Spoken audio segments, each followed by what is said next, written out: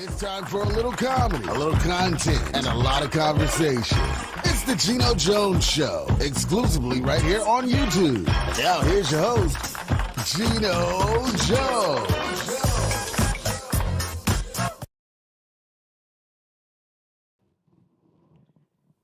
Hey, what's happening, everybody? Showtime. All right, it's Wednesday. It is Wednesday. What's happening, everybody? I'm just, I love live television. It's nothing like it. And, you know, sometimes the enemy gets super busy.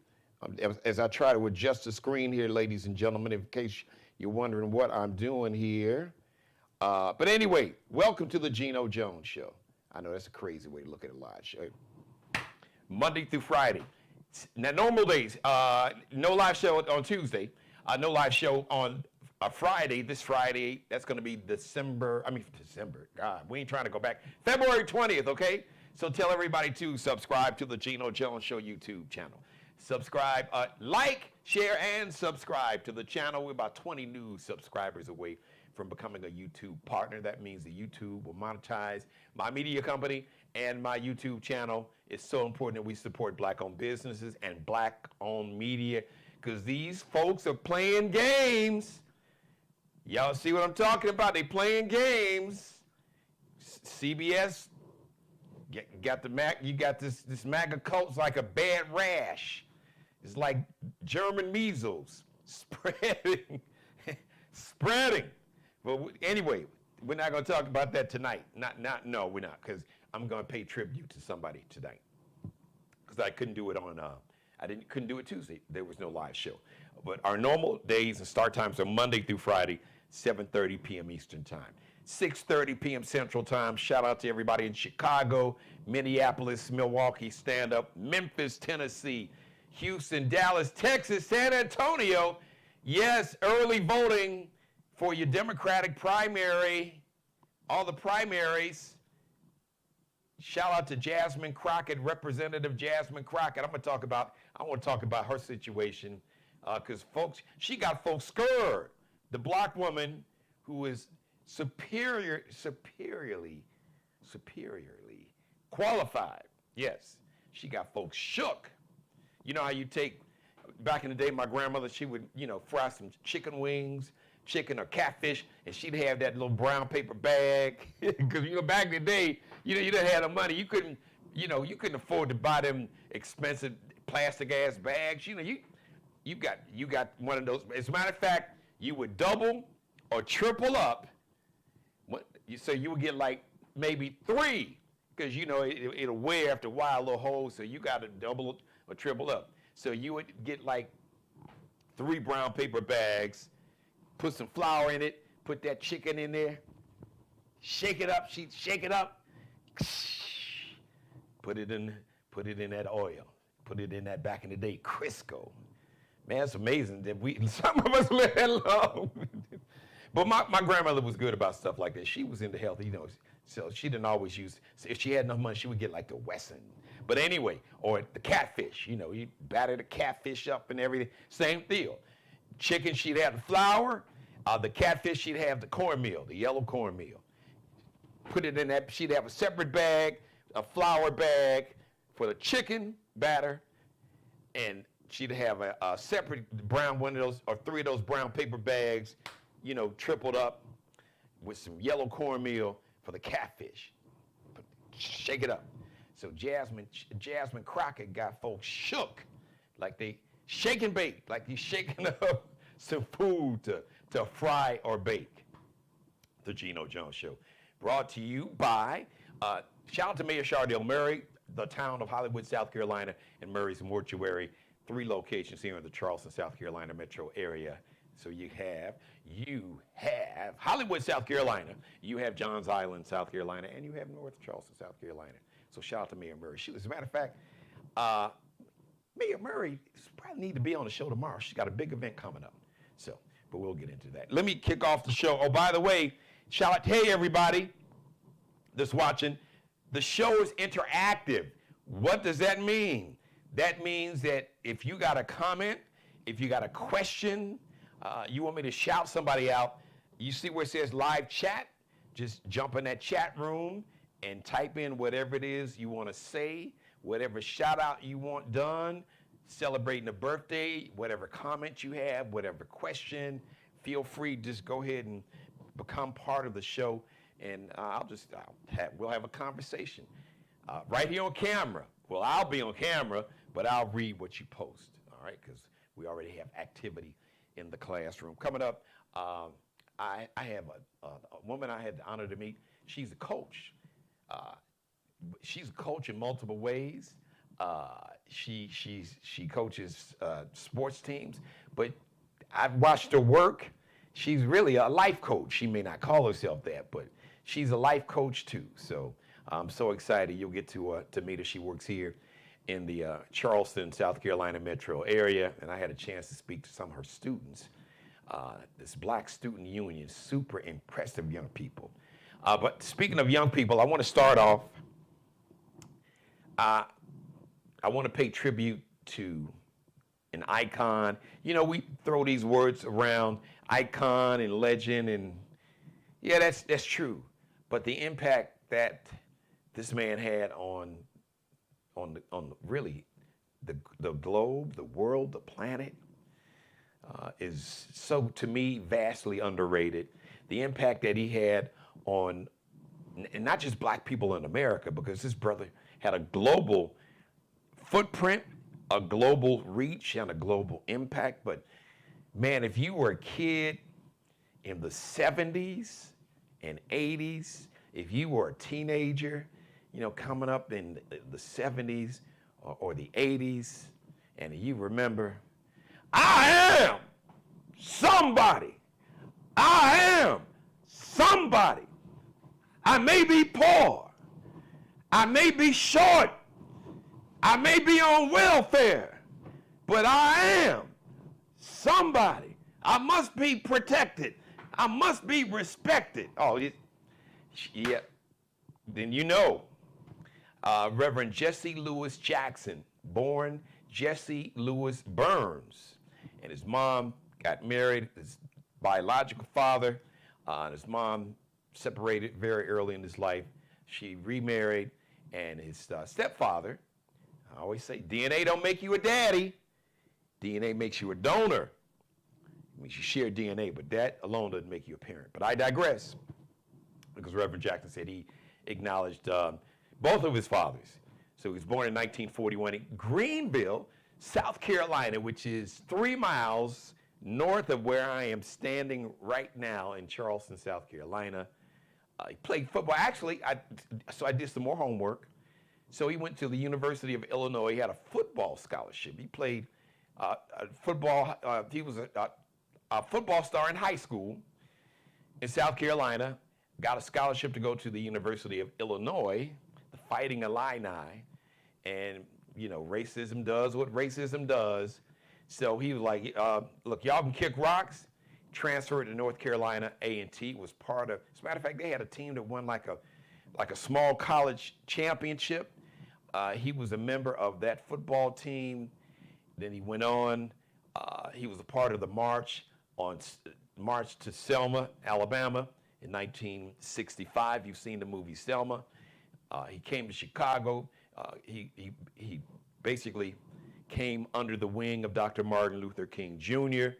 Dr. Martin Luther King Jr. basically assigned Reverend Jackson to Chicago, Illinois, to set up something to run Operation Breadbasket, which was like, you know, community organizing, you know, and working with helping, you know, people just fight hunger, basically. You can Google, give you some homework to do. Google Operation Breadbasket. But it was really community-based. And then in 1971, he changed the name of Operation Breadbasket to Operation Push. Now, the word push is an acronym. An acronym means each letter stands for a different word. Operation Push. People united to save humanity. And if you are a certain age, and if you grew up in Chicago, every Saturday morning at 10 a.m. Central Time, live broadcast, live from the Operation Push headquarters, 950 East 50th Place, Chicago, Illinois. That was the open, and you heard these people singing, not singing, singing. You heard these church folks singing, and you could imagine Reverend Jackson basically had anybody who was anybody, celebrity, be an entertainer, athlete, actor, politician, anybody famous, came by Operation Push. And growing up in Chicago, started off WVON, which stands for the VON, the Voice of the Negro, iconic, legendary station. Then they switched stations. They were on WJPC, the JPC, Johnson Publishing Company. John Johnson, who owned Ebony and Jet, who founded and started Ebony and Jet, for a while had a radio station in Chicago, an AM radio station, just like a WVON was an AM radio station. A WJPC, this legendary DJ called the Fly Jock, who's retired, Tom Joyner worked on WJPC. So growing up in Chicago, just one of the first things I kind of reflected on was listening to those broadcasts. Now I lived west of where Operation Push's headquarters were. But I remember I would be a kid, and you would hear people cheering and the singing and Reverend Jackson and all these famous people. And I can remember being a kid sitting at the kitchen table or in the house and listening to that on a Saturday morning, while, probably cleaning up because, we had chores. You had chores on Saturday. And I hated it because I wanted to go out and play baseball or basketball or football, but you can't go outside and play, Jeannie, until you do your chores. So that meant cleaning up the house. But, we doing our chores, cleaning up the house, and listening to the live broadcast of Operation Push. Then, I'd say probably around 77, 78, we moved to the same neighborhood that Operation Push is in, Hyde Park neighborhood. As a matter of fact, the Operation Push headquarters is still in the same location, which is right at the kind of like the borderline of where Hyde Park. Now Hyde Park, does that neighborhood sound familiar? Well, yeah. Hyde Park is known for one of the most prestigious academic institutions in the world. The University of Chicago, one of the first, not the first, like an atomic test was done at a place called Stagg Field, which is basically in the University of Chicago area. Because the University of Chicago takes up half of Hyde Park and probably more now. They bought up everything. And also Hyde Park, why does that name Hyde Park, the Hyde Park neighborhood? Well, Barack and Michelle Obama still have a home in Hyde Park. As a matter of fact, their home in Hyde Park is 4 or 5, maybe 5, 6 blocks at the most. Literally 5 or 6 blocks east. Literally. You could, Barack and Michelle could walk out of their house and walk about 5 or 6 blocks in a straight line due west and be right at the headquarters of Operation Push. So after getting a chance to move to Hyde Park, and then as I got older, I got a chance to go to some of the Operation Push meetings, and it was just so exciting. But the impact that Reverend Jackson had. Speaking of Barack Obama, I want to explain something to everybody. I hope they really receive this. You would have never seen a Barack Obama. You would have never gotten a Barack Obama if it wasn't for Reverend Jesse Jackson. As a matter of fact, Reverend Jackson ran for president twice in the Democratic primaries. The second time he ran in 1988, he came in second. And if it wasn't for some chicanery and racism inside the Democratic Party, yes, some folks who identify themselves as Democrat Oh yeah, there's some white nationalism, racism, and this insidious evil of white nationalism even affects some black folks. Some black people subscribe to the same anti-blackness, anti-black ideology. But Reverend Jackson was the template. He was the blueprint. People talk about progressive and supporting the poor and a living wage and making sure that unions were strong and that women could get a fair, equal wage. Reverend Jackson, that was his platform. He was running on this in the 80s. In the 80s. And really almost won that Democratic nomination, but, the white folks, there was, they weren't blatantly racist like Reagan was, but they was like, well, we cool now, but now hold on now. You can't be president now. Hold on now. Know your place.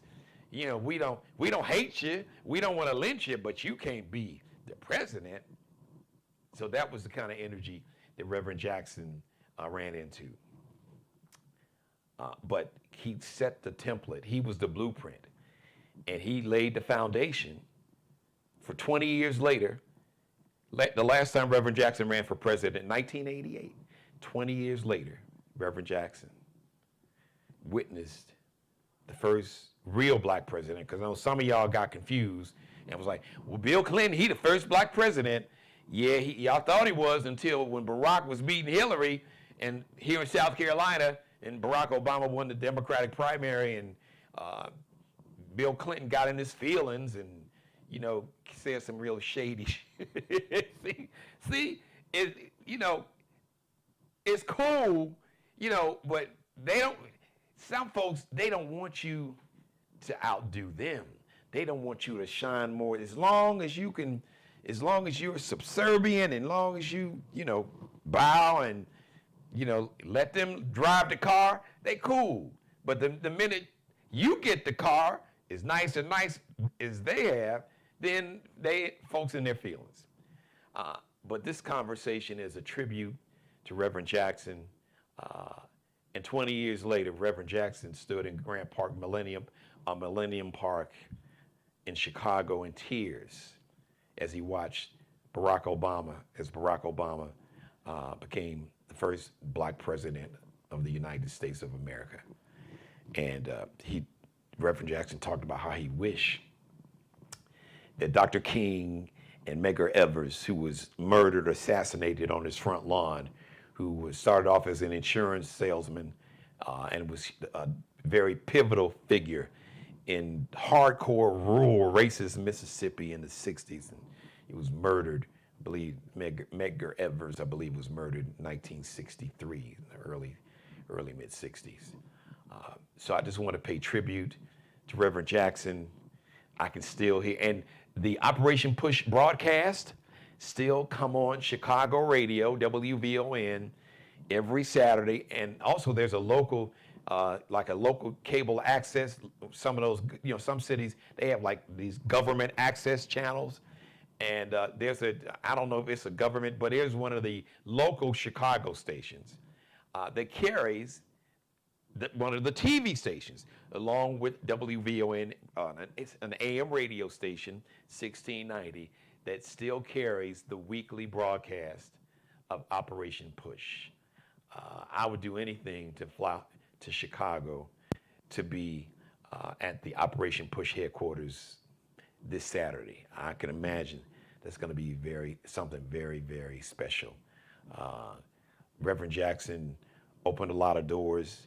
He put pressure on corporations to open their corporate boardrooms, to open their C-suites, to hire more black people in management, CEOs, vice presidents, and your regular workers. He fought for women, not just black women, and he fought for poor and working class white people. That was what the Rainbow Coalition, which was Fred Hampton, really kind of got something like, actually Dr. King, right before he was assassinated, had expanded the civil rights movement. to where it was a movement. His emphasis was he was fighting for jobs and justice. So he was fighting for justice and civil rights. But a job and a living wage is a civil right along with health care. Because you can't have social justice if you don't have economic justice. The two are tied together. You can't have social justice and poverty and not address that. And Dr. King understood that. Shout out to Fred Hampton Jr. And Fred Hampton Jr. actually had something titled like the Rainbow Coalition. And Reverend Jackson kind of remixed that with his Operation Push, which reached out to poor and working class white Americans of all stripes, from Appalachia to wherever. The Latino brothers and sisters, Asian American, Native American, in terms of before the term LGBTQ community, Reverend Jackson was very, very progressive and open to the gay and lesbian community on his platform. See, but you're probably not going to be taught that in school, especially now, because they want to erase Black history, but they can't erase it. And there's so many things that I could go on to say about Reverend Jackson, but the impact that he had and how he empowered young Black kids like myself, young Black boys and girls specifically, to hear him say with the conviction and the passion, full-throated, with his full chest. Reverend was he was a former athlete, tall, statuesque brother, handsome brother, had the perfect afro, and just everybody loved him. Women loved him, dudes loved him. He was a unique man, but his footprint and his legacy, his sons, Jonathan Jackson, representative in the U.S. Congress. As a matter of fact, his district, my mother lives in his district in Chicago. Jesse Jr., who was a politician, who was an elected official, got convicted of he had some issues and went to jail. And now he's out and he's trying to run again. And he's got, I know he's got a Santita, a daughter, and I know then later in life he had another child. This is not with his wife Jacqueline, but just shout out to Reverend Jackson. Rest in power, my brother. Thank you for empowering so many young people and adults too. But he really spoke to young people. And go back and look at some of the speech he gave at the Democratic National Convention in 1984, and be sure to watch the speech he gave at the Democratic Convention in 1988. So powerful. Because Reverend Jackson was a dynamic. He was like a one-of-a-kind public speaker. He was a reverend. His title, Reverend Jackson. He was a minister. At his core, that's who he was. Who just, politics was a delivery system. Politics is a tool. And politicians are public servants. They're not our friends, they're not celebrities. Their job is to make our lives better, the best that they can. It's their job to make our lives better.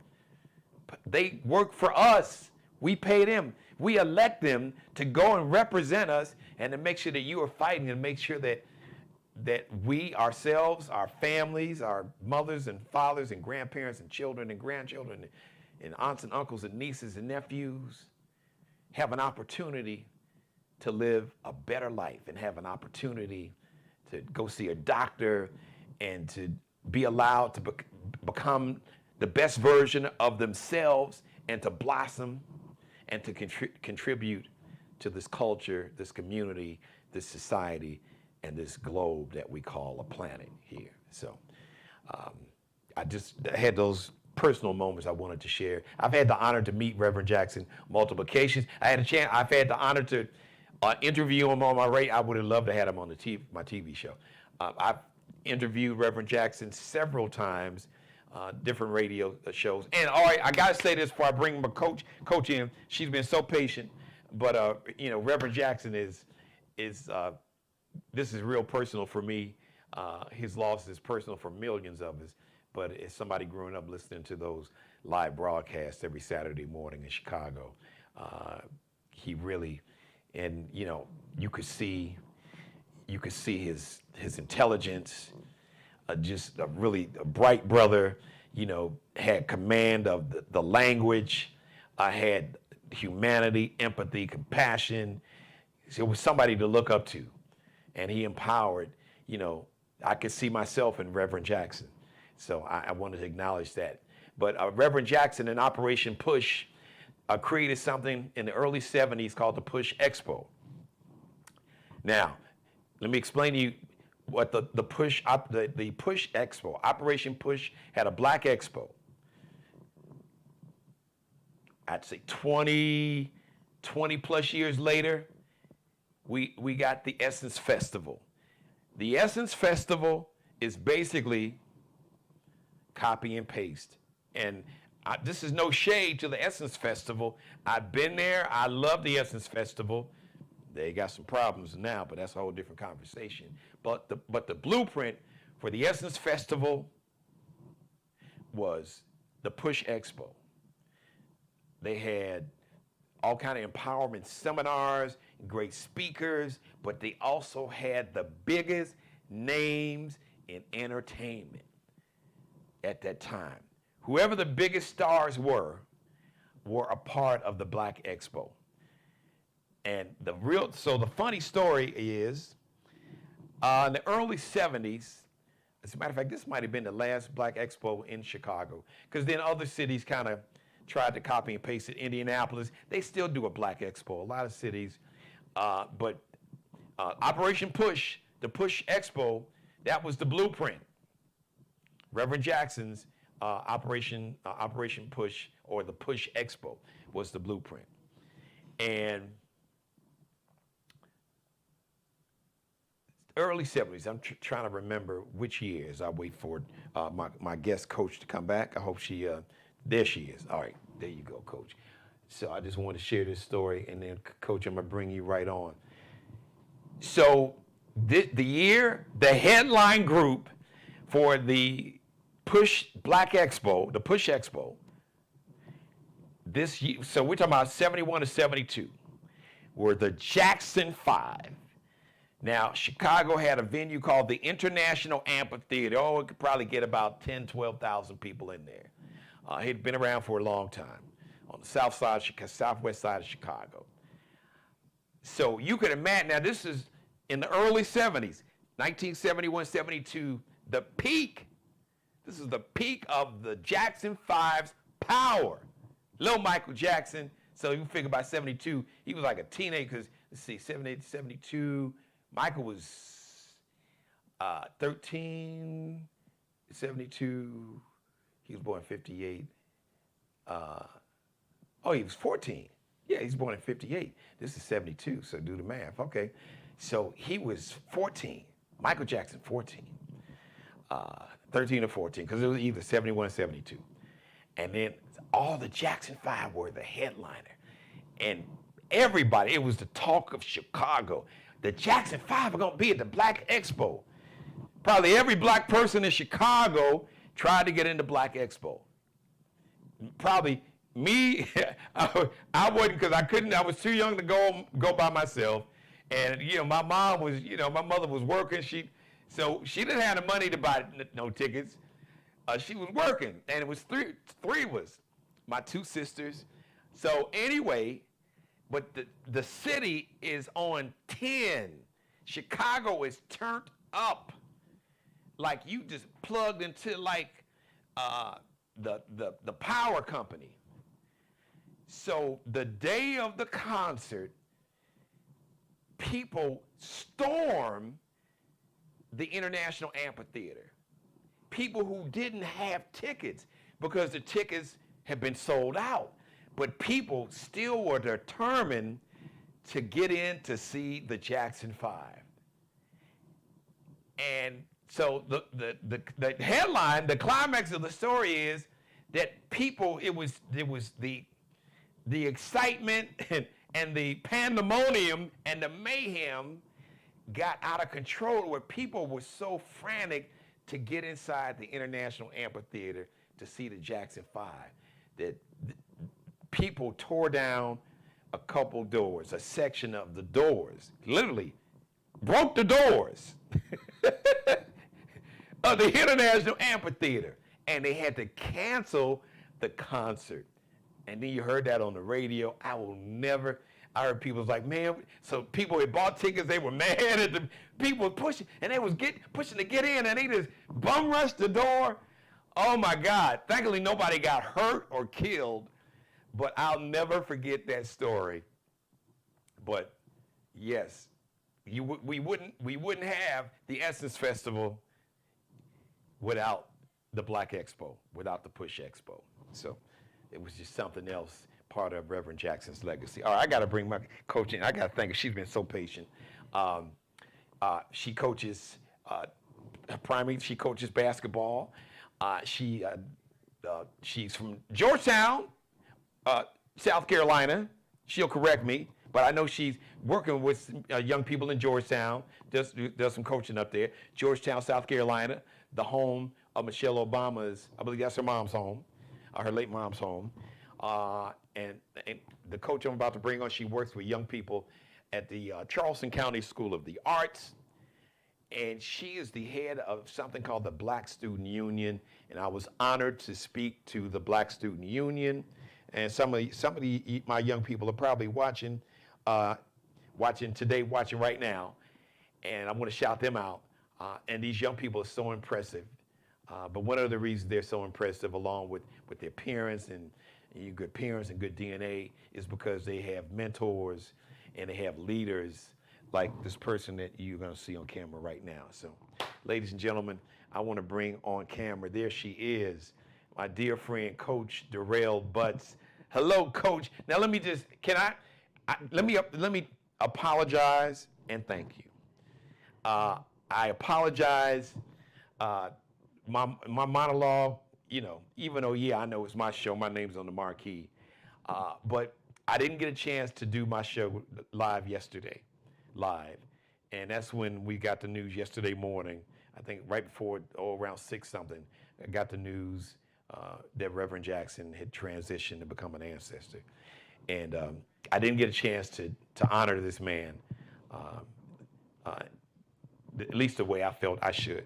So I just want to thank you for being so patient to let me honor this brother who had such a profound impact on just humanity in general, but definitely the impact that he had for specifically Black people in America, but really globally, because Reverend Jackson could go over to foreign countries where we had American soldiers that were kidnapped, and the damn president couldn't get them out. But Reverend Jackson could go over there and bring it, black, white, didn't matter. He just had that impact and compassion, empathy, and humanity. He had that credibility. So I just really wanted to make sure that I did my part to try to honor this man. I mean, there's so much he accomplished. I would probably need 4 hours to try to talk about anything. But I wasn't going to do that. But I wanted to bring you on and let you give us your origin story, working with young people all over in Georgetown, South Carolina. But I just really wanted to, as some of the kids say, big up your students, the Black Student Union at the Charleston County School of the Arts. Full disclosure, my youngest daughter, Allie Jones, actually went to the Charleston County School of the Arts. Man, you were just about 6, 7, 8 years. I sure wish they'd had this Black Student Union when she was at the School of the Arts. But thank you, Coach. Welcome to the show. And thank you for being patient with that beautiful smile. Thank you, Geno, for having me. Yeah, but I was full. I had a lot of stories I had to get out about Reverend Jackson, and just, you work with young people, so you understand the impact, which is why you do the work you do, and I'll let you give the origin story about your work. But you understand the impact that we as adults, for better or for worse, have on young people, because they seek out attention, affirmation, guidance, and direction. Even if they may be, well, they don't listen, or they want to talk back. But a lot of times that's acting out. But they just, they need love, and they want discipline. They crave that, and you can speak to that better than I can as a coach. But I was so honored, these young people. So shout out to the entire Black Student Union. I want to bring you guys on. So, some of you are next. I want y'all to come on one time. Check with your mom and dads. Always check with mom and dad. But I just wanted to. I want to give these young people a profile. But I'm glad you came on, and you can tell their story better than I can. But the media has always promoted and projected a narrative that our black youth are thugs and criminals and having babies and all the negative stuff that other folks are doing. But somehow the light is shined on the 1% that's screwing up, not the 99% that's doing the right thing. So right. I want to make sure that's part of my purpose and mission on this show, is because the show is definitely it's for humanity, but it is 10 toes down. I center our culture and community. So Coach, give us your origin story and tell us how you got into this work, working with and just being a beacon of hope and light and guidance and wisdom to our young people. So thanks again for having me, Geno. I've been at Charleston School of the Arts. This is actually my 5th year now.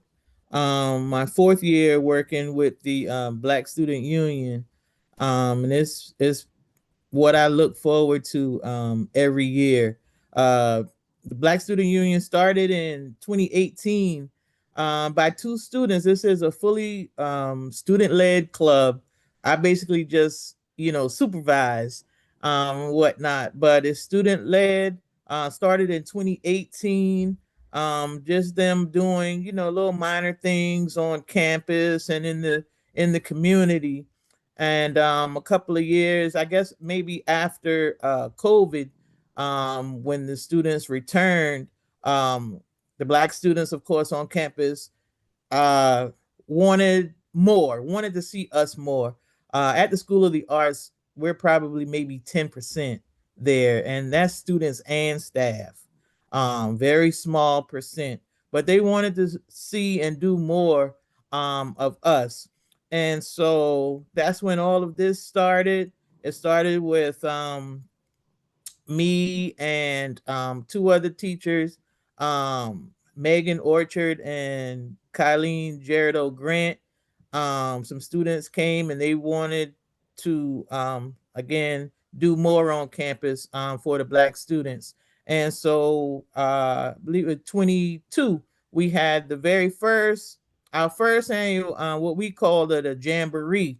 And we had we invited maybe 20 people, prominent people from the community, all different careers, lifestyles, socioeconomic status, but who we felt could come and pour into our students. And so we had breakout sessions. Everyone had I think 20-minute sessions. And they had their own room and everything. And the kids basically got to select who they wanted to go and see. And so they had to pick three classes, so to speak, to go and attend for those 20 minutes. Then a little bell will ring, and then they will rotate and go to the next session.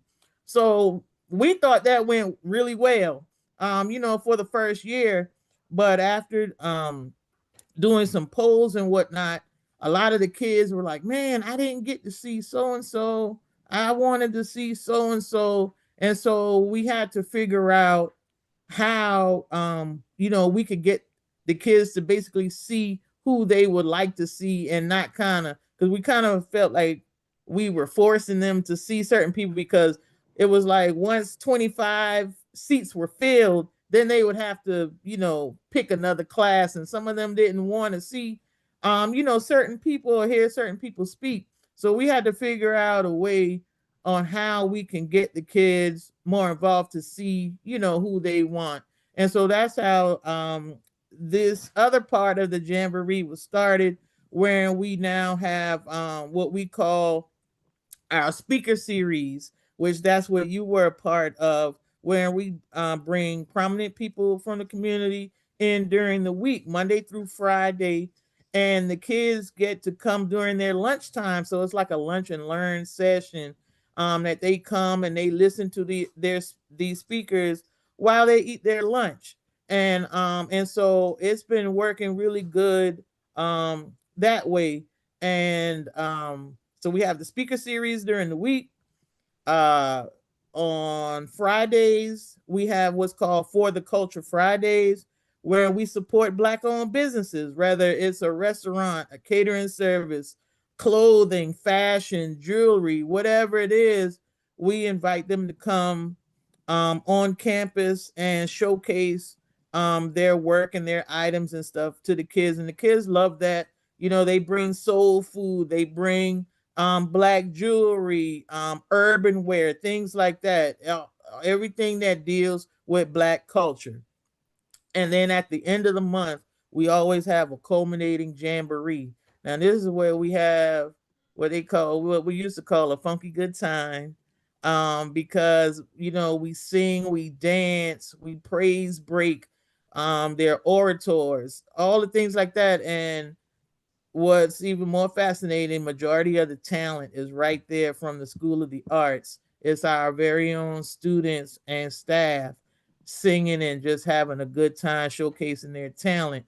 And it's not all, and it's not all Black kids, because a lot of times people think you say Black Student Union, you think that that's all it is. Our club is made up of students from all races, whomever is interested in Black history, Black culture. We invite them in. And so you see performers, and you have, other races singing, our music. And that's what makes it even, such a joy to watch and see, because everyone is loving and appreciating our history and culture this month. So what? And now I also talked about how working with young people apparently is your mission and your ministry and your purpose. You also work with young people up in Georgetown, South Carolina, which is I'm looking south to whoever this was it is it Sabbaths? I'm trying to read. They're like, yes, Michelle Obama's grandma's grandparents are from. Yeah, I knew I thought it was her Mhm. mom, but some real roots in Yes, in Georgetown. Georgetown. So Yes. I know you work with young people in Georgetown. So tell us about that. Yes. So I worked at Georgetown High School for only a year. I was an educator there, and I coached the JV girls basketball team, and we had an undefeated season. My team was actually the only team in the school history to have an undefeated Wow. season, 14-0. So I was really proud and happy about that. What year The was that, district Coach? celebrated us, huh? What year was that? 2017. Okay. All right. 2017. Coach Yeah, is up there doing the undefeated Don season. Staley undefeated Yeah. season. Not quite on Don status yet, but I love Don though. I I do too. love I Don. love Coach Staley. I'm still trying to get Yeah. on. I'm gonna see it, the Black Expo here in Charleston. As a matter Yeah. of fact, the CEO of the Charleston Black Expo is gonna be my guest next Tuesday, and Okay. she's gonna be like one of the keynote speakers there. Yeah. So I will see her because I'm moderating the panel there, but I'll get to see her in person. Like, Coach, I've been a big fan of yours. You need to come on this TV show after you go Yeah. on and get that ring, get that Yeah. championship. Yeah. Take your little vacation for a minute or two. Then Yeah. come on, and I love Coach's swag. As a matter of fact, Yeah. they had a game on Super Bowl Sunday, and Mm-hmm. she was rocking because I kind of I kind of watched the game a little bit, but I was trying. She had a jersey on. Um, Mm-hmm. you can tell I wasn't. I was more in the Bad Bunny than the Super Bowl, but Yeah. she I forgot what team's jersey she had on, but she had one of the somebody's jersey on. So, but Yeah, she had on a Seattle jersey. that's But thank you, Coach. she's a huge Philly fan because she's from Philly. She's from So, Philly. Oh but yeah, Philly didn't make it. But yeah, she had on yeah, yeah, oh yeah. I definitely seen her yeah, rock her a Eagles gear. Seattle. Yeah, Oh yeah, she's 10 toes down with the city of yeah. brotherly love. Shout Oh out to yeah, Philly checking in. So that's yeah. um so Hmm. so Coach, I'm going to ask you, 'cause you're working with these young people, and I know they talk to you, and sometimes they can talk to you when they can't talk to even their own parents. Oh yeah. What what have you learned? What have these young people taught you in terms of what they need more out of us as adults, not just their biological parents, but just the village, the community. Because anytime I see it, like all those kids, I saw my daughters in those kids because my daughters were those kids. So anytime I see a young person, I see my daughters and nieces and nephews. But a lot of times as adults, we got the age and wisdom, but we're not. A lot of us not the best listeners. Yeah. I can raise my own hand because I'm sure if I Yeah. didn't, Allie Yeah. would be like, "Yeah, Dad, you need to listen better." So, but Yeah. what have you learned, and you can share with us in terms of what these young people uh, crave for, or say that what they would like, what they would like Hmm. more from us as the adults in the community, the OGs or whatever they call them. Hmm. What would they like to have more, see more, and more important, what do they need more from us? Hmm. Hmm. It's a good question because believe it or not, and I work with 8th through 12th grade, so that's a nice range. I'm getting them right at the end of middle school and transitioning into high, and then I have the older ones who already think that they're grown. Um, but working with all of them, you know they even though they're teenagers and they may not admit it, but they need and require love, attention, and support. Definitely support. um and teenagers, like I said, they may not admit it, but um they love to be supported by their family and friends. It means a lot to them, and that's why being at the art school, I it's almost like all of them are my kids, and I support them all because if I don't, I'm gonna hear about it.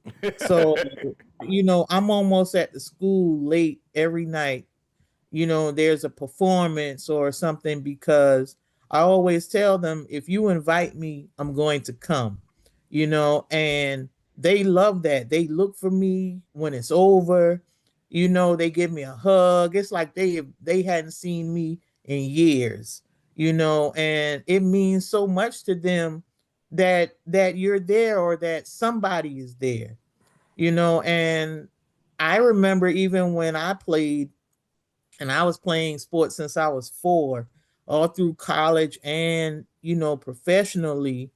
Like, my parents were always my biggest fans, and I looked for them in the stands, and if they weren't there, I felt a certain kind of way, Yeah. but they always made sure that they were there. And so I give that to my students because sometimes they don't have anyone there, but they can always say, "Hey, coach was there." Because if I tell them I'm coming, I make sure I go.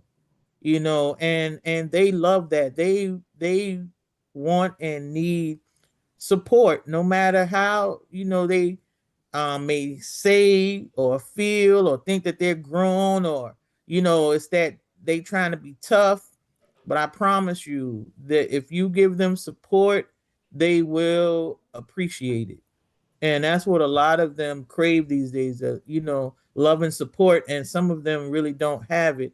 And that's why, along myself and, some other staff at the school, we make sure that, we attend these performances to give just all the kids the support, but mainly the ones who never have anybody there. Yeah. It just Mhm. something you said, everything you said has really resonated with me. But when you talk about making a promise to kids and showing up, my grandmother taught me something a long time ago with my niece, the very first grandchild. Because she wanted me to take her somewhere and I was going to take her, but my grandmother just said, I'll never forget, she said, Jeannie, never make a child a promise and don't keep it. I Yeah. never forgot that. Hmm. But that's That's true true. because Yes. it will stick with them. They'll, Yes. Yes. yes. And sometimes, and then sometimes I'm even like back and forth because, man, when I tell you this school is, I've never been to a school that we have performances almost every night, and sometimes two and three performances. So it's like I gotta is two performances going on. So I'm like, okay, two kids already invited me because they'll say, Coach Bus, you coming? I'm like, yeah, and then the other one to hear me, but I thought you said you were coming to see me. So sometimes I have to sneak out of the theater to go to the fine arts, and then I go back and then back and forth, or I gotta go to the gym because we don't have athletics at the school, but our students are allowed to play right next door at Academic Magnet. So sometimes there's wrestling going on or a basketball game, but I also promised somebody I was going to come to their theater show. So sometimes I'm literally going back and forth across campus trying to make sure that I'm there, you know. And so but it's good. I enjoy it. I wouldn't trade it for anything. So, You Coach, know, you it, said it you played professionally. Come and give us, pat yourself on the back. You had game. Tell us a little bit. Now, where'd you play in college? So I played at Lander University and at Fayetteville State. Okay, all right. And And if I you, played until I couldn't play anymore. so you played professional. Where did you play professional? I played in Fayetteville actually, but it was women's professional football that I played. Really? Yes. Good. What position did you play? Offensive guard and defensive tackle. Okay. Oh, you So was I was wreck. protecting the quarter. Yeah, I was Coach was protecting the wrecking some. quarterback. She get Oh on yeah. defense. See, offense, you get beat up because you're trying to protect the quarterback or That's block for the right. running Yes. back. But you got to Yes. flip that. Did you play both Yes. ways? I played both ways, but mostly offensive guard because I was my quarterback's number one protection. Coach had that blind side protected. She's like, That you absolutely, good? She's absolutely. like, oh, I'm good. Coach Bus, oh, I'm good. I That's know, right. I know, I ain't gonna get blindsided. She got my back, That's literally. absolutely, Oh, that is absolutely. beautiful. I love it. So I'm just see. So flag football, young men and young girls, it's going to be in the 2028 Olympics. I'm so excited. Yes. I actually played. So I played semi-pro football. It Mm-hmm. was a flag league. The first year I was there, it was a flag league, and then they went full contact the following year. Um, Okay. so I'm just excited to see that. And give me your take on that. Seeing that flag football. So were you all full contact? Oh, full contact. Yes. Oh yeah, y'all full. Full contact. Pads. Yes. I love it. Everything. But I'm Yes. excited. What's your take on seeing the flag? The growth of flag and the growth among young women with flag football and the way, to the NFL's credit, because I could say a whole lot about the NFL, a lot of Yeah. side eyes, but I do like what they're doing, the initiative promoting the flag football, especially with the girls and the young men. So give Oh, me your take on that. of course I love it. I grew up in time wherein I've been the only female and the only black on a lot of teams. Like Wow. on my soccer team, because soccer people think that I started playing basketball early in life, but I didn't. I would play, in the backyards with my cousins and brothers and stuff, but I didn't play organized basketball um until middle school. And then I only got to play one game because our team got into a fight at the end of the game. And so my dad took me off the team. So I literally played one game, just one game in middle school. And then they promoted the next year when I tried out, they promoted me to varsity. So I actually played varsity. I was a starter in the eighth grade. So I played Wow. varsity from eighth to 12th grade. So when But coach, you didn't go round our test on somebody, did you? I was, you know what? It was just, it was like the buzzer sounded and the benches cleared. Wow. And it was a big pile up on the floor. And then our principal at the time, she's passed away now, but she was actually also one of my biggest fans. And I just a beautiful person, Dr. Pringle, rest in peace. She had a meeting with us the next day and she did not have anything good to say. I promise you. Not back then, she said stuff that I know would I know you can't say now. You know, would have landed her probably in jail. You know, Wow. stuff that she told us. And this is high school. But Where did yeah, you play in high school? Georgetown Georgetown. High. Yeah. Wow. And so, but yeah, so I played one game in middle school in the seventh grade. That was it. Wow. And then next year I tried out, they moved me to varsity.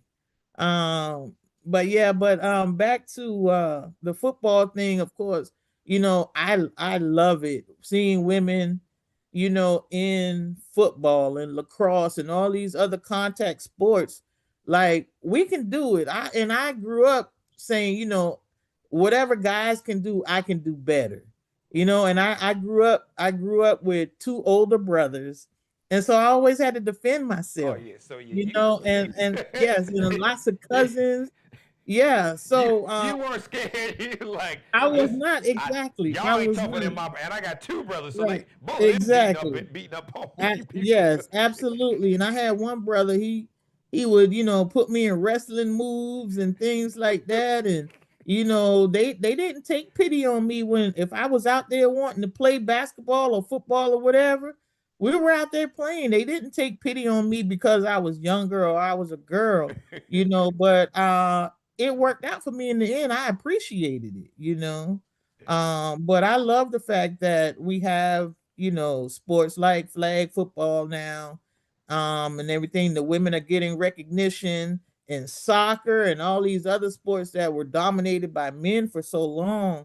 Like now, I feel like we're being seen, Yeah. and it's way overdue. Oh, I love it. Absolutely. Yeah. hmm I lost you, Gino. I can't hear you.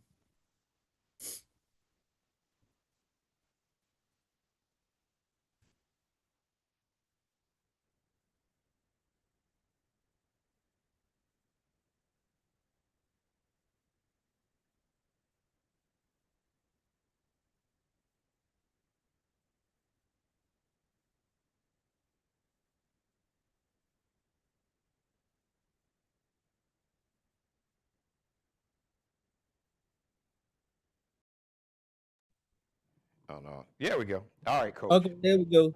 Okay, Uh, battery died.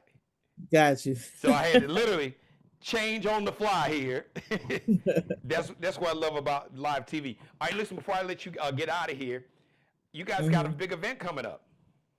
Yes, we do, and So we've been please tell the preparing. viewers about that and how we can We've support. been Yes. So actually I'm not go tomorrow at the school we're hosting Chris Singleton. He is a motivational speaker, just a great guy.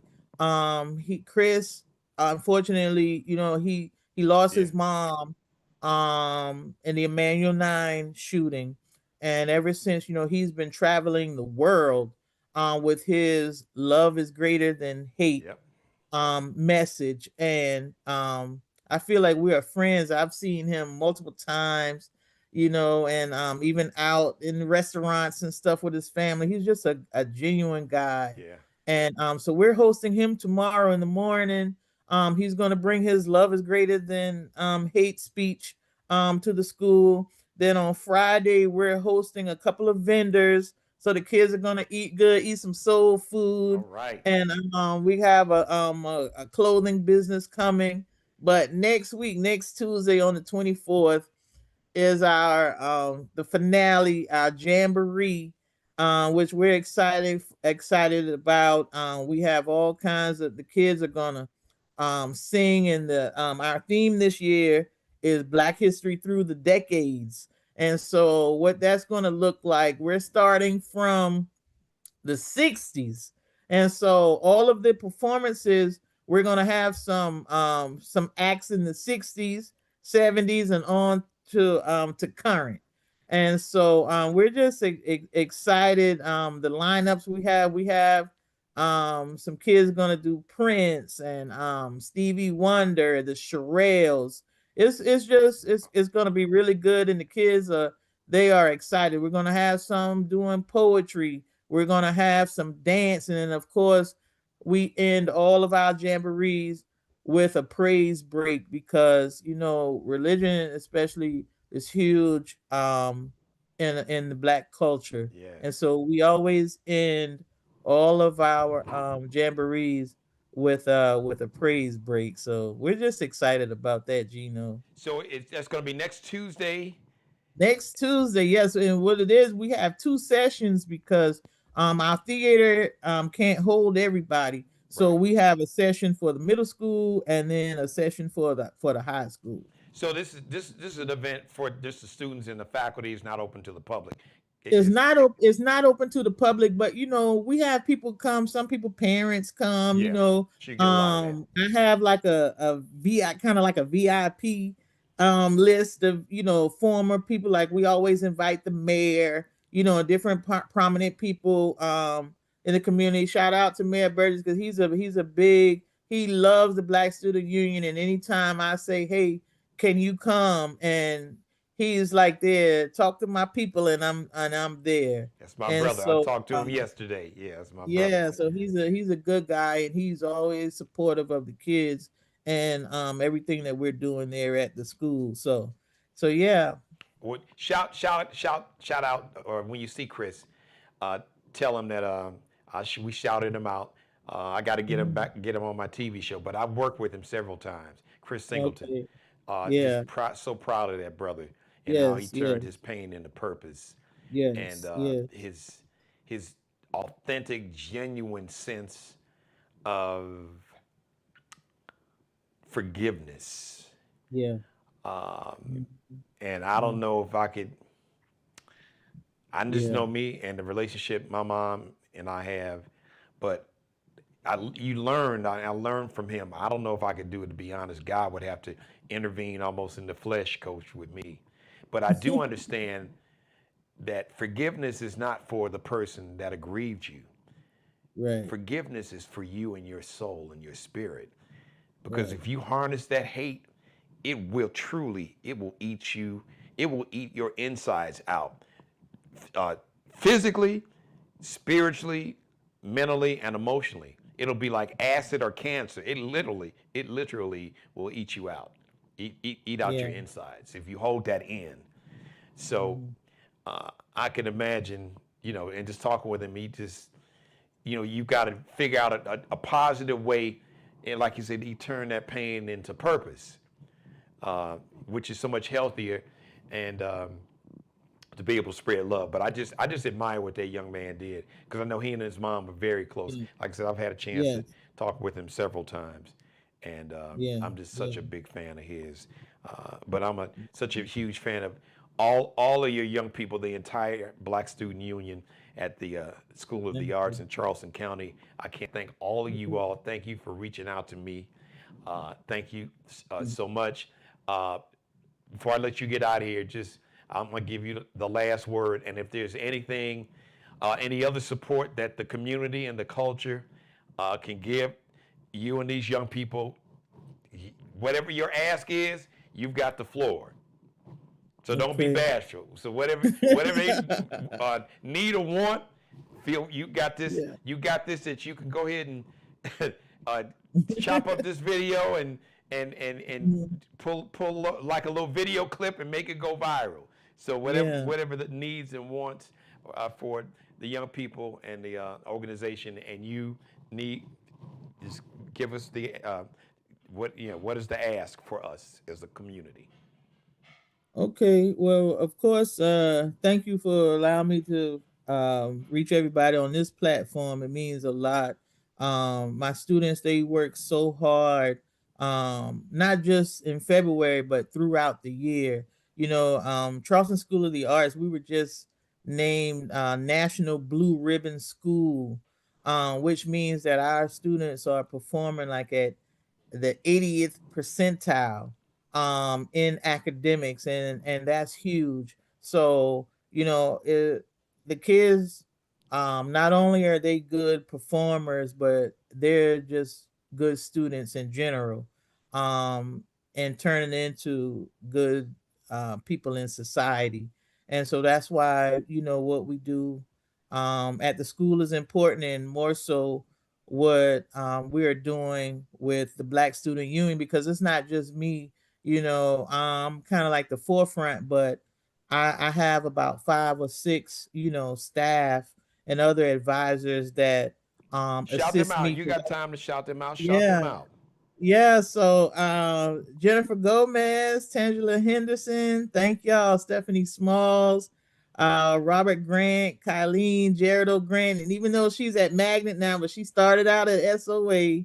But yeah, just thank everyone who is always very supportive of BSU. And like I tell them, they're always down for all of my shenanigans. It's like anytime I have an idea or want to do anything, they're always just like, Coach, let me know, what you want us to do, and we got you.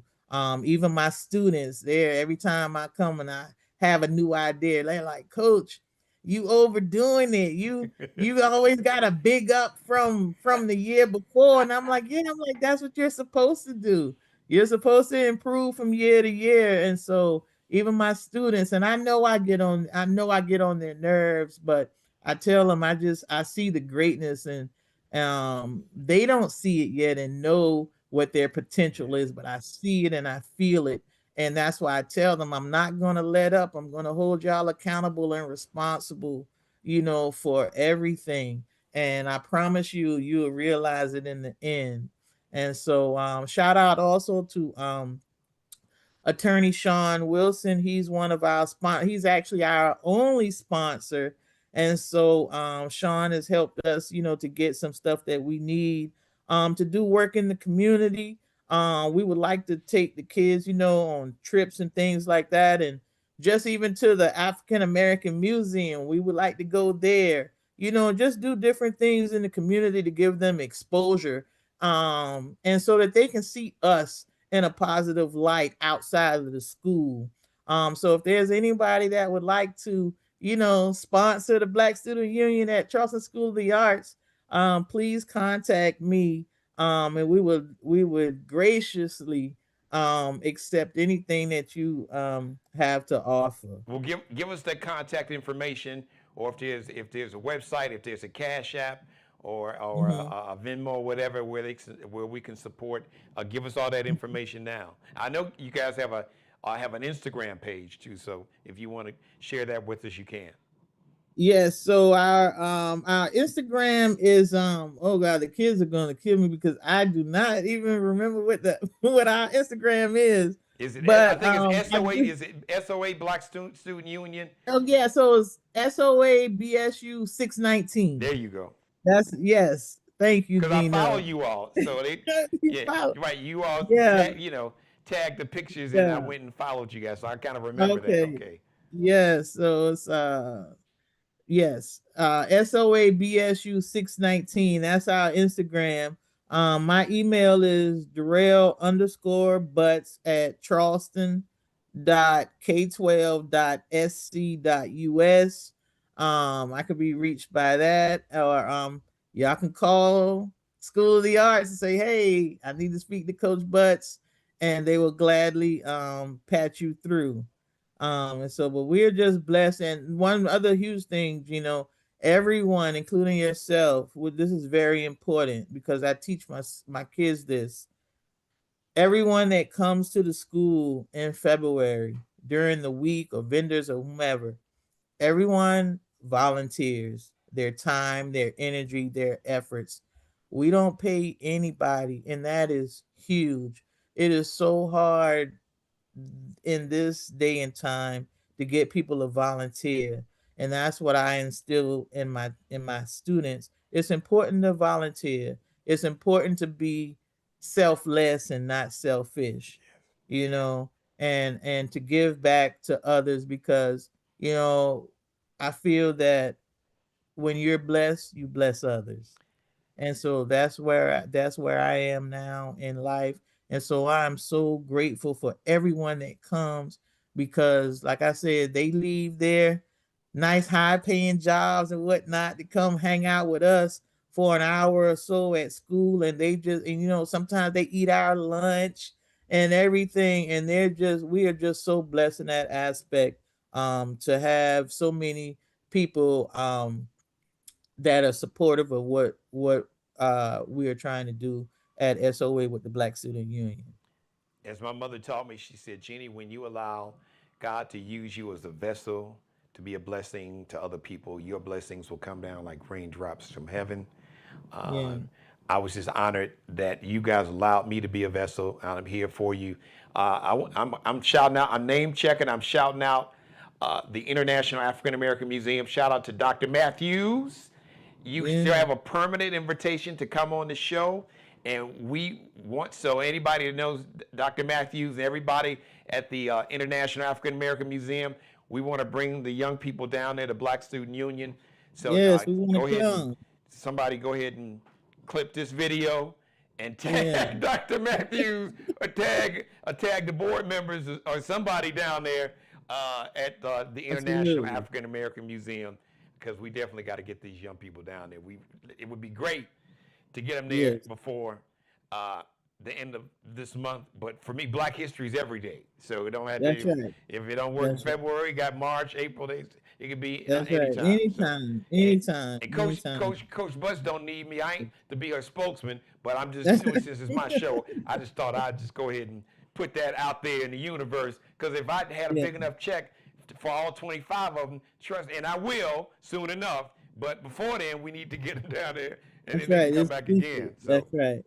That's right. Yes, but especially my seniors. I've been promising them since last year. So we've been trying to get to the museum since last year. And let me tell you, Sean, like I said, our sponsor, he gave us the money. He gave us a little bit, but the kids, they are so, like I said, they're buying into, you know, being selfless, that they just, instead of going to the museum, they decided, it was like, Coach Buzz, we want to do something special for all of the people who helped us this year. And so that's what we did. We had a little luncheon, for all of the advisors and all of the other teachers and whatnot who helped us make February a success.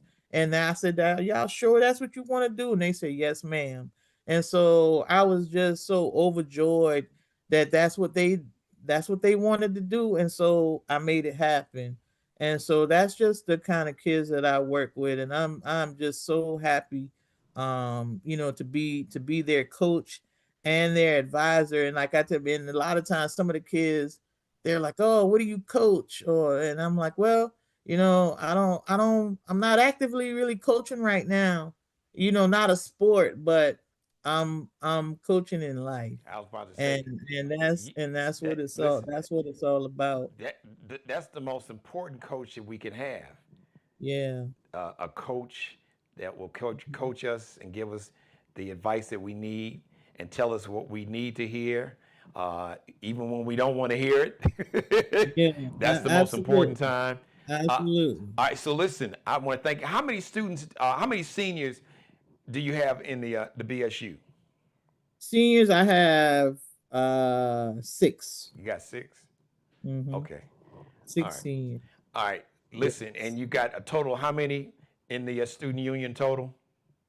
18. All right. So I'm challenging anybody and everybody that's watching this show, whether or not if you're watching me live Wednesday night, or if whenever you're watching this episode, whenever, Yeah.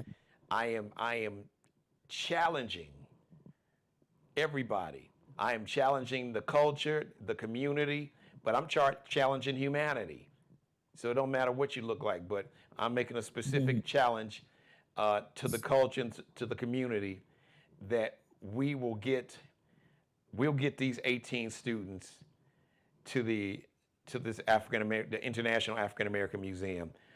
It's an amazing venue, Yes. and don't worry, because I can hear y'all. Well, Geno, what you gonna do? I tell you what, I'm gonna do something. So don't worry about what I'm gonna do. You need to ask yourself what you gonna do, because you don't have to worry about me. You know, as my grandfather Conway Jones said, Gina, your word is your bond.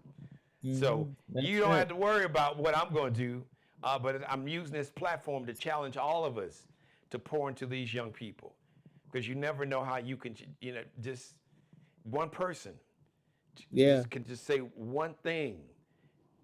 If nothing else, I am somebody. Yeah.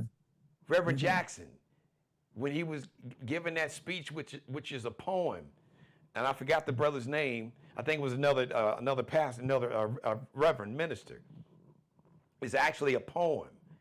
But when Reverend Jackson started reciting that poem publicly, that poem, that call, and it was a call, call to response.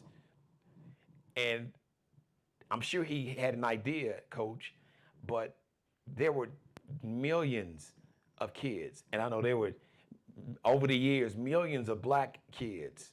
As a matter of fact, he was on Sesame. There's a video of Sesame Street. He was on Sesame Street giving it. But the point I'm trying to Yes. make, there was a little kid, a little black kid. They had a young mom and grandparents raising him on the south side of Chicago. That on Saturday morning they would hear that I am somebody. And when I heard that, there was an energy and a surge that went through my body of confidence. I said, yes, I am somebody. So the point I'm trying to make, it is, you never know how you can touch somebody's life. Something as That's simple is allowing them to be exposed to the International African American Museum, or just telling them that, yes, you are somebody. You may be short, you may be poor, you may be on welfare, whatever the situation is, you are somebody. So that is my call to action. And we did the call and response. I am somebody. Yes, Thank you, each and every Geno. one of us. Well, Coach I Buss, want thank to you. tell If y'all did I one leave? thing Is there too. anything else you want to throw in? And how can people Yeah. support? So give that email address. People just watching, they can reach out to you, where they can figure out a way to, financially support the BSU and make sure that these young people can take this field trip to go to the International African American Museum here in Charleston, South Carolina. Yeah, so it's Durel, and I'll even spell it for you. It's DUREL_BUTTS at charleston.k12.sc.us. All right, Coach. You were so patient. You let me do my tribute to Reverend Jackson, so I had to make sure I Yeah. gave you as much camera Thank time. you. I Is that appreciate that. is that? But listen, I had something to, I want to say rest in peace to Oh, please go Reverend right ahead. Of Jackson course. too. Yes, go. Yes, and I have something really special I want to share, because has been my little bragging piece about him since I was a little girl, Oh, because wow. everybody can't say this. So Jesse Jackson came to Georgetown and spoke in our auditorium. I don't know how many years it was, but I think I was maybe like, I don't know, maybe 6 or 7, it looked like. But anyway, so he came to Georgetown and spoke.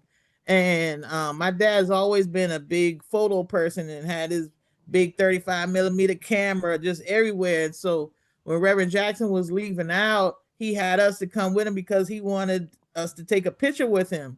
And so we caught him right before he was getting in his car. that they were getting ready to put him in the car, and he heard my dad saying, "Can we get a picture?" And he actually turned around, he stopped, came from the door, and took a picture with my sister and I. Well, right before my dad snapped, Jesse Jackson leaned over and kissed me on the cheek. Go ahead, And Coach. so I have that, and that's my bragging So point where's that with picture? Jackson. Where's that picture? Oh, my mama has it in the photo album at home. You That's didn't get my a copy of that? bragging rights. Coach, you better get a Jesse copy of that Jackson, picture. yes, I have a picture of him kissing me on the cheek when I was a little girl. Oh, I And love so that. that has been my fondest memory of him all these years. And me and my students, we actually met his son a couple of weeks ago because Jonathan, when the he was in congressman, yeah. town, yes, at the Martin Luther King program that Representative Gilliard had Yeah, at well, I saw you guys, yes. Yes, well, you saw us, right. And so that was it. And I was hoping I could tell, because I wanted to tell his son that story, but I didn't. We had to leave, and I didn't get to tell him. But that's my fondest memory of Jesse Jackson, and I'll always hold that near and dear Oh, heck, to that's my a better heart. story Rest than in mine. peace, You go Jesse ahead on Jackson. it. You go ahead, Coach. I can see you still blushing. That's love right. it. I'm still blushing. I Exactly. love that, Coach. All right, well, we're going to make sure that we support these young people. Once again, give everybody the contact information.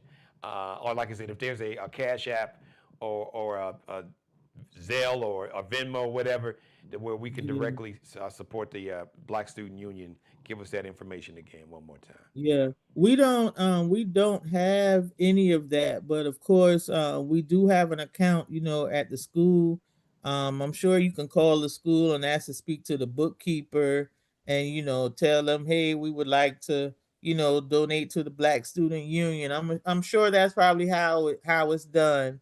Or like I said, if they contact me via email or call the school, flood the school with some phone calls. Okay, yeah, do that. What's the And number? yeah, Give us that number. flood the schools. 843-529-4990, extension 2003. That's directly to me. All right, give us to us again. Yes, 843-529-4990, extension 2003. That is directly to my classroom. And you can tell me why you're calling, and I will link you to whomever can help us. All right, Coach Butts, may God continue to bless and have favor on you, and I thank Thank God you for so much, Geno, making sure that we cross paths and bringing each other into each other's lives now, because now we are family. Thank you for being so patient. Thank you for that great story. That was a great way to end the show with that story. No pictures of. I had to tell it. Yeah, I don't blame you. No pictures of Reverend Jackson kissing me on the cheek. No, him speaking. When I'm sitting at the kitchen table or cleaning the house on a Saturday morning. Saying. And I'm, call and response. Yes, I am somebody as a little kid. I just thought that was so cool. And it was just gave you such a sense of power and pride in self-pride. So listen. Keep hope alive. I'm going to end the show, but I want you to do me a favor. Don't close your live, because I need to ask you something.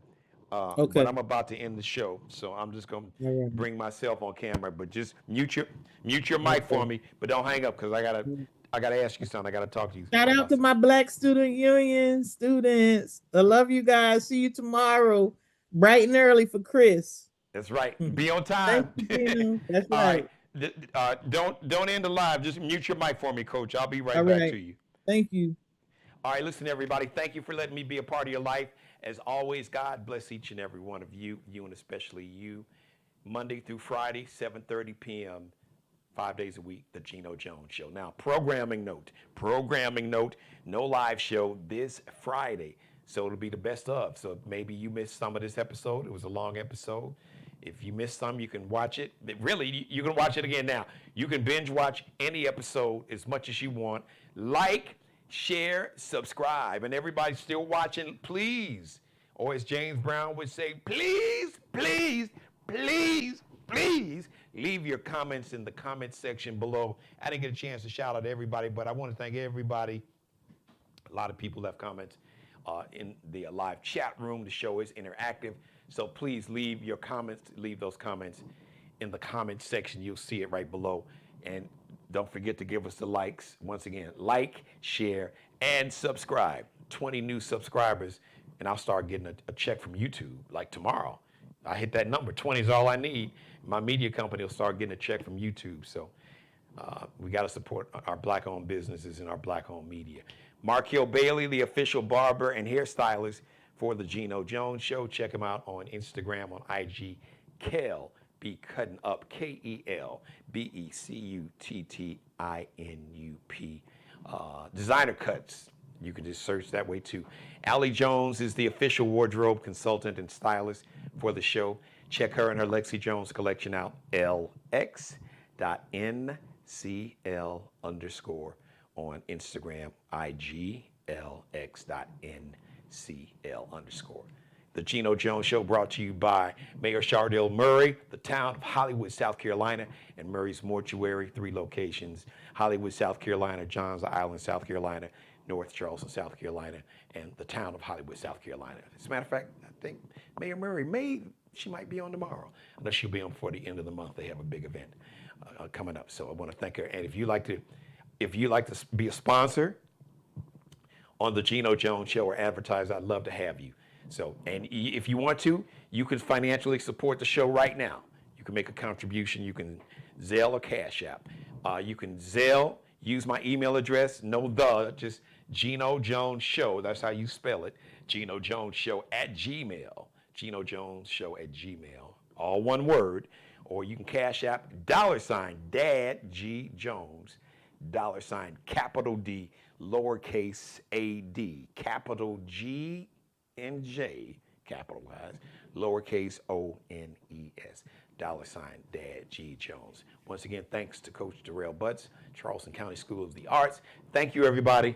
Go back, if you missed any of the episode, go back and watch it, and we will see you. I'll see you live Thursday, 7:30 p.m. Eastern Time. Subscribe and tune in to the next episode of The Geno Jones Show, exclusively right here on YouTube.